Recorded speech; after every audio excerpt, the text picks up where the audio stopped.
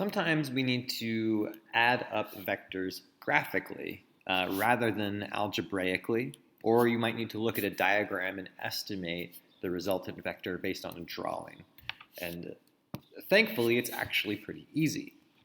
The key to graphical addition of vectors is really just to take the tail of one vector and place it at the head of the other vector.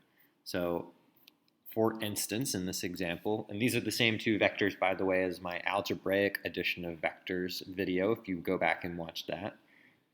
All I've done is I've taken this original vector over here, and I've taken the second vector, and I've taken the tail of that and connected it to the head.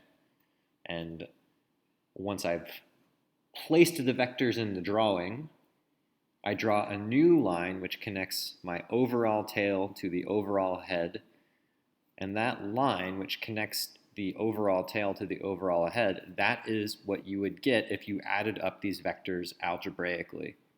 And it doesn't matter if you do it in the opposite order. I could have put this vector first and then put the tail of this vector over there, like so, and I would still get the same overall result. It's like a parallelograms type thing. It doesn't matter which order you choose, you get the same result.